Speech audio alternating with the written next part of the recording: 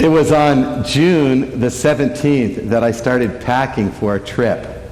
I was looking forward to spending time with other Congregationalists. This was going to be the conference of the National Association of Christian Congregational Churches.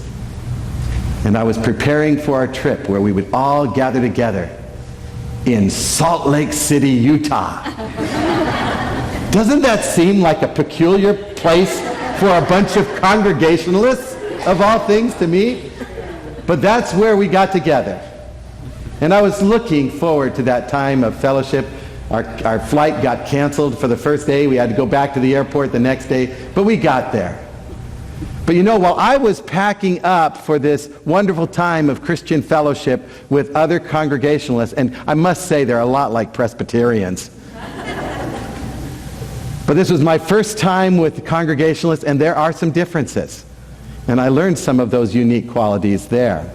And I was looking so forward to this time together, and while I was packing up, there was a young man back east and down south on that very same day that was packing up for a Bible study that he was planning on going to at a little church, an African Methodist Episcopal church in Charleston, South Carolina. And when he got to that church, the unimaginable occurred. He unpacked a gun and he killed 9 people. And the whole time that I was away in Salt Lake City, I just couldn't help thinking about and couldn't get out of my mind this terrible thing that had happened in this sister church across the country. And as I was thinking and as I was praying, I was so thankful for Scripture and the fellowship of other Christians around me that would be an encouragement to us.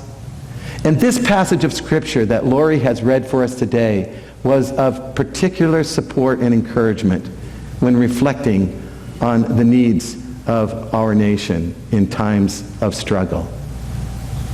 It's certainly been a guidance for everything that we've been reflecting on, both nationally and internationally as a people.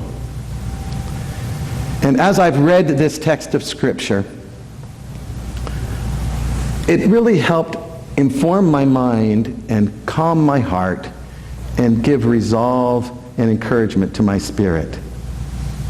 In our text, especially the latter part of chapter 4, Peter affirms our human experience by telling us that the reality of suffering is experienced by everyone, everywhere. This is not a Pollyanna kind of religion that we have. We take very seriously the reality of pain and suffering. And if you read this text in a fast, swift way, you might actually get the sense that Peter has a degree of fatalism that he's expressing. There was a fatalistic statement on the t-shirt of a fella that came into the locker room where I was working out, and he sat down on the bench right beside me, and I looked at his t-shirt. His t-shirt had this saying on it. It said, "Stinky stuff happens." Except it didn't say stinky stuff. And I looked at that shirt, and I said, "Why are you wearing that shirt? Why are you wearing that shirt?" I don't know what got into me. I was just feeling a little bold at the moment. "Why are you doing that?" And he said, "Because it's true." And I couldn't argue with him. And neither could St. Peter. Stinky stuff happens. This is the truth. But it's not the whole truth and nothing but the truth. There's more. Grace happens too. That's the message that Peter has for us. And he doubted it for sure, because he had flubbed up in his own life, and he had a lot of stuff in him and around him. And yet Peter, God bless him, was wondering if God's grace could still extend to him after all the pain that he'd caused God. I mean, he had watched the cruel torture of Jesus. He had witnessed this crucifixion, and he had abandoned Jesus. And he had gone the other way and even denied that he knew Jesus. And he had every reason to doubt whether Jesus would show him grace. I suppose all of us have experienced things where we could doubt ourselves. And when he heard about the resurrection of Jesus, he wondered, now what will the risen Lord say to me? What will he do? Will he judge me as I deserve? And yet we know from the Gospels that Jesus came to Peter and he forgave him, and he said, just as I forgive you and just as I have shown mercy to you, now you go show tender love to my flock out there. And Jesus communicates that same grace to us. And Peter reminds us of that here in the 4th chapter of his letter to the early Christians.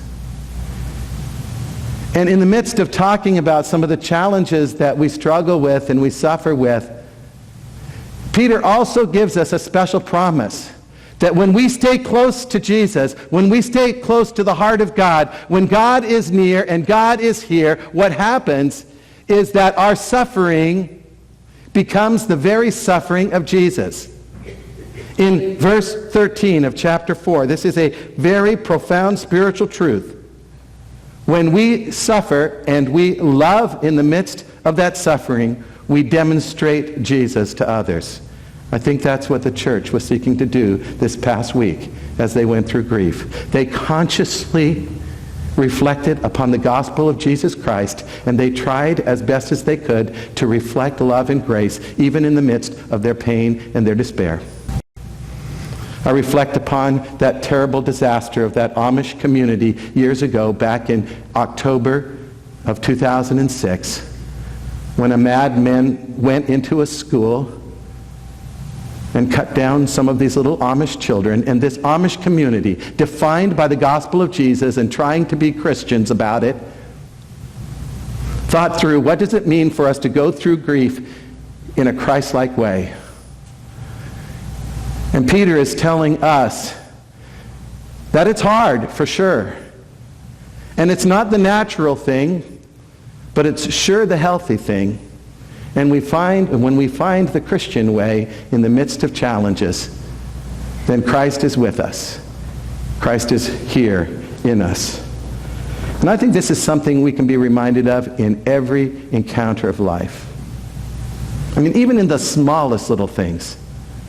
In my first week here in Redlands, I had this guy pull out in his pickup truck right out in front of me.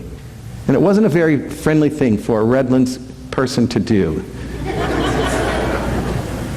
Someone was reminding me that when they first came to Redlands, they saw a bumper sticker that said, "Welcome to California, now leave." Well, I had this guy in the pickup truck, my first week here, pulled out right in front of me and cut me off. And it kind of annoyed me. Then when I went out to lunch, I was driving to this restaurant, and there was this other guy in a pickup truck that pulled out right in front of me. And it annoyed me. And gosh, honest truth, I was going out to my house for dinner. And as I was driving back home for dinner, another guy in a pickup truck, just because he was bigger than my little Prius, pulled out in front of me and took off. And I said out loud in my car, "What a jerk." And nobody heard me because I was the only one in the car. But I wasn't alone. Jesus was near. And I want Jesus to be here. And when we recognize that Jesus is here, and then we demonstrate the very presence of Jesus in the conversations that we have when we're driving about, when things are happening in our nation, when stuff happens, we can remember that grace happens too. And we can wear that on our chest. We can tattoo that on our hands. We can tie that into our brains. Grace happens. It's a truth beyond all truths. And we remember that truth as we gather at this table. It was on the night of Jesus' betrayal, in his darkest hour, when he had friends deserting him and denying him and betraying him, when he was going to the cruel punishment of torture and the execution of the cross, that Jesus, filled with love and filled with grace, took bread and he broke it.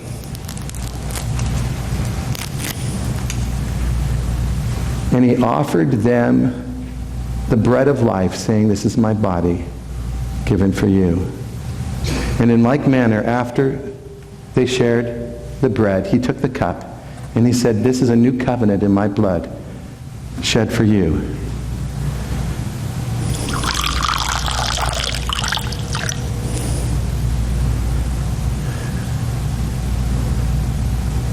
And when he shared this cup, he reminded them, the blood of Christ has been shared and shed for them.